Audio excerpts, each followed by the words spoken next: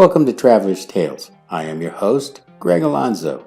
Today I will be your guide through history as we take a look at the weapons of a Roman legionary.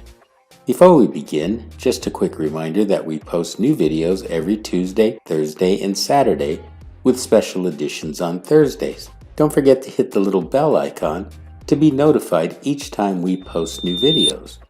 Moving right along, mythology tells us one thing, while archaeology tells us another.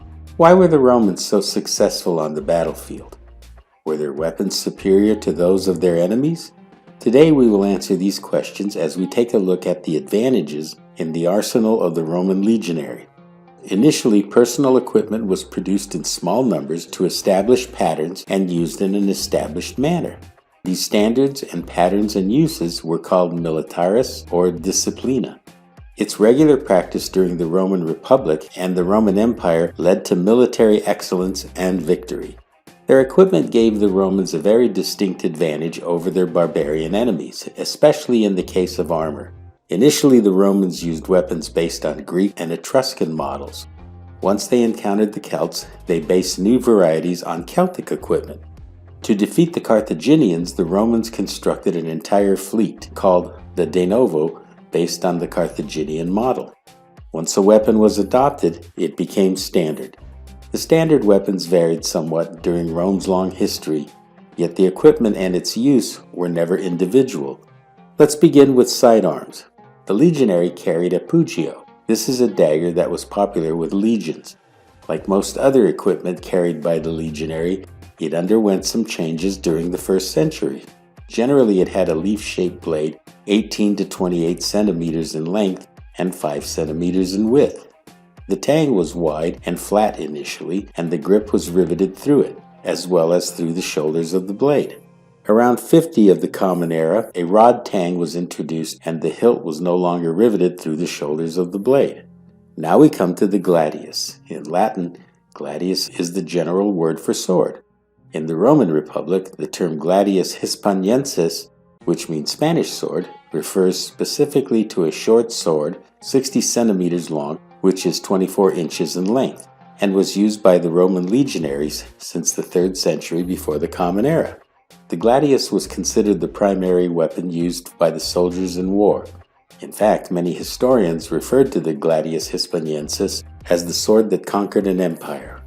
Other designs followed, like the Mayence gladius and the Pompey gladius, which had better steel construction to add to the original. A spada was typically a longer sword, which was characteristic of the Middle and Late Roman Empire. Now let's take a look at the hasti, which were spears and javelins. These were carried by the hastati, who were early Roman legionaries in particular. A hasta was about 1.8 meters in length, which is roughly 6 feet. The shaft was generally made of ash, while the head was made of iron. The Romans were also armed with 2 types of javelins. One was lighter and shorter, and were primarily used for throwing. It was known as the verutum. Late in the Roman Empire, the lancia, or lance, was adopted from the weapons of Italic warriors. However, during the Republic, the hastati were rearmed with a pilum. This was a heavy javelin. It measured about 2 meters in length, which is 6 feet 7 inches. The weapon consisted of a wooden shaft which projected a pyramid-shaped iron shank and measured about 60 centimeters in length. The beauty of this weapon was that it was designed to penetrate both shields and armor and could not be removed. This was because the iron shank would bend upon impact. Another plus was that once it found its mark, the weapon could not be used again. A later pilum was designed in which the shank was hardened. This made it suitable as a close quarters melee weapon. The Romans also used projectile weapons. These were the composite bow and the crossbow. The composite bow, known as the arcus, was made of horn, wood, and sinew held together with hide glue. The crossbow was known as the carabalistra, or the manuballista, was also used by the Romans. The ancient world knew a variety of weapons similar to the later medieval crossbow. The Roman commander Arrian records to his Tactica for Roman cavalry training the shooting a mechanical handheld weapon from horseback. Sculptural reliefs from Roman Gaul also depict the use of crossbows in hunting scenes. It is then only natural to conclude that such a viable weapon would be used in combat. Lastly, we will take a look at the humbate, meaning lead. Late infantrymen often carried half a dozen throwing darts.